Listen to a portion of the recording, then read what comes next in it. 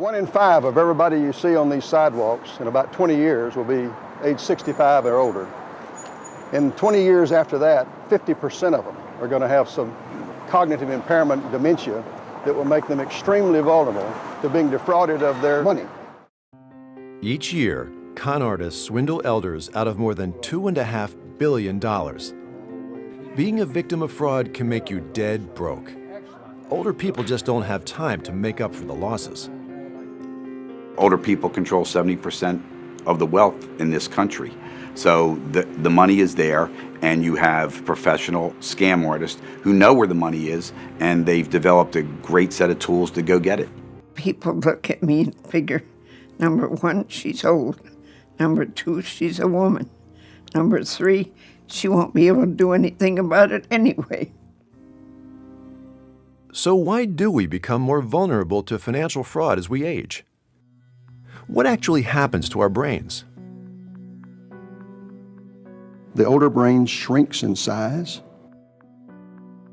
There's less fluid in it. It's not as big as it used to be. The neurons, electrical signals, the pathways for cognitive function are all impaired. Then when you overlay cognitive impairment on this normal age-related change, then you have an individual who is not fully capable of making sound financial decisions. Karen Wilson understands that all too well. She was incapacitated. She was in a situation where she was completely broke. She had no money left. Helplessly, she watched as her mother's cognitive capacity started to decline.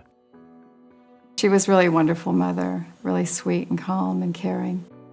I'd taken her shopping and we went into a jewelry store, and just for fun, like a breakfast at Tiffany's moment, I looked at a ring and I said, "I love this, do you?" And she said, "Yeah." She said, "I'll buy it for you." And I said, "Mother, it's like $60,000. And she goes, "That's okay, I have my checkbook." And I knew she was being serious, and I knew that she was not okay mentally. People with early onset dementia are more willing to gamble literally with their money. And of course, some dishonest quote-unquote money managers take advantage. And the result? Countless horror stories.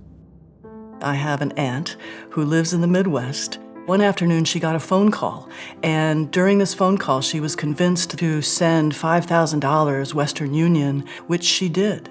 So she called the police, and they tried to trace it, and of course, by that time, the money was gone. A gentleman in Houston was treated for having fallen to the Nigerian email scam. He had about $750,000, and he lost all but $35,000. And he felt like if he gave that last $35,000, he got all his money back. Even legitimate, everyday investing opportunities can become a nightmare. Yes, it's very frustrating. They look at you and think, "Oh, if she doesn't have anything left up there, we can rip her off and it'll be okay." And it's not okay. Hand in hand with financial abuse is the shame of having been taken.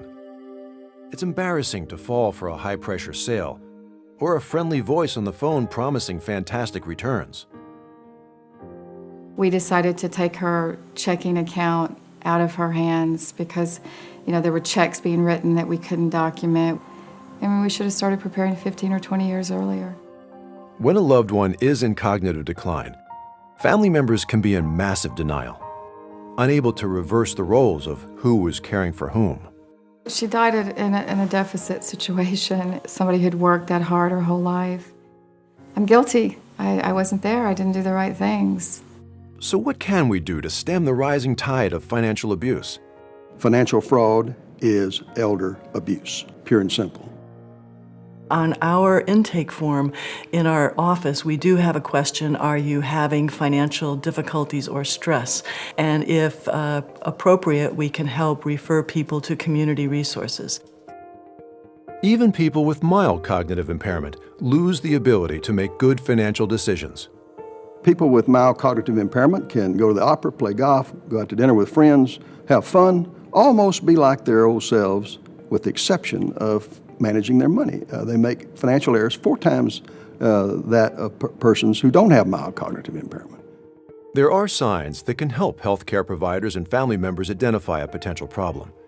Has a patient or relative become socially isolated? Have they made questionable financial decisions or been asked to change their will? Have you noticed deterioration in their ability to make daily decisions? The worst thing you can do is be disconnected and isolated. Your parents need for you to take control. They need to have one of their children manage their health care and manage their investments at the same time.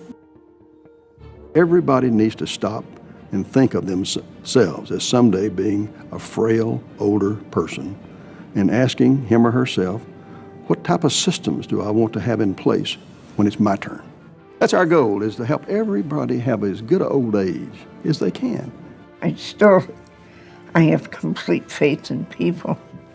I keep thinking that maybe they just have had a bad day or a bad situation.